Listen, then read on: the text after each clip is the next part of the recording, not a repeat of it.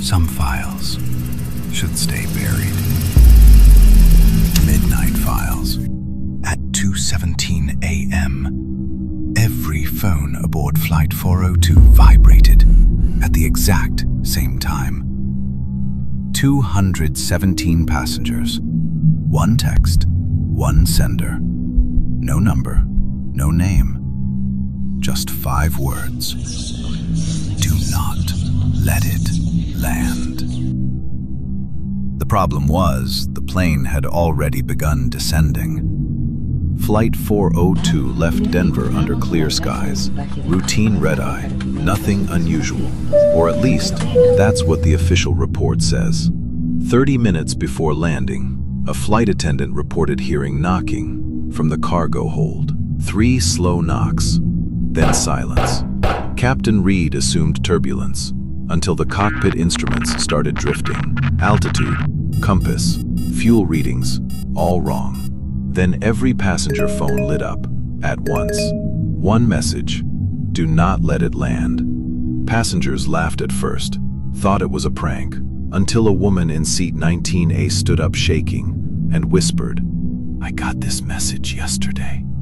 No one understood, because she had booked the flight that same night.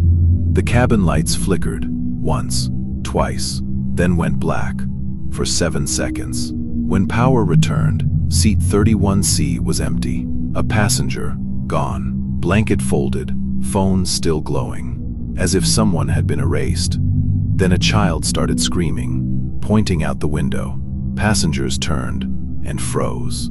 Something was flying beside the plane, keeping pace at 30,000 feet. A dark shape, no wings, no lights, just a silhouette matching the aircraft, like another plane made of shadow.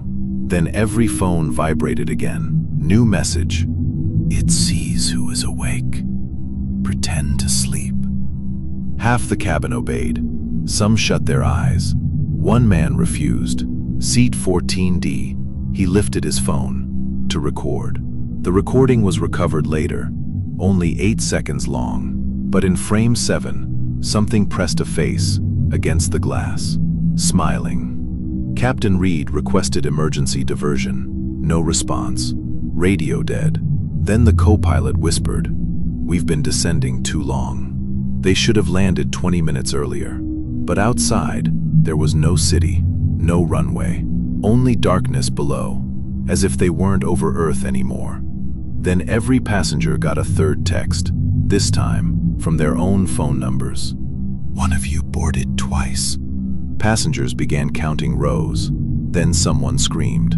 Because there were 218 passengers, not 217. One extra. No boarding record, no seat assignment, just someone sitting silently in the last row, watching. A flight attendant approached, asked for identification. The passenger smiled and said, "This flight landed years ago."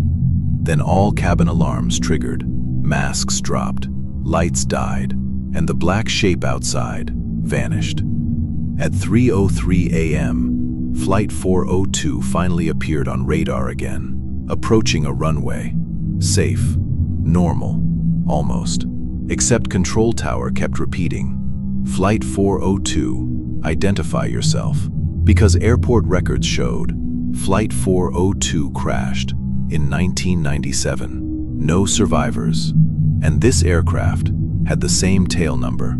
Authorities boarded 217 terrified passengers, all alive, except seat 14D was gone. Only his phone remained, still filming, video corrupted, except one final frame, rows of sleeping passengers, and in the last row, someone looking into camera, smiling. 3 days later, all passengers received one final text. No sender, just, "Flight 402 is boarding again." And security footage from Gate C9 shows passengers lining up for a flight that does not exist. But just before radio silence, the pilot said, "There are too many people on this plane." And in part 2, we open the cockpit recording they sealed forever. Follow Midnight Files, because the cockpit tape gets worse.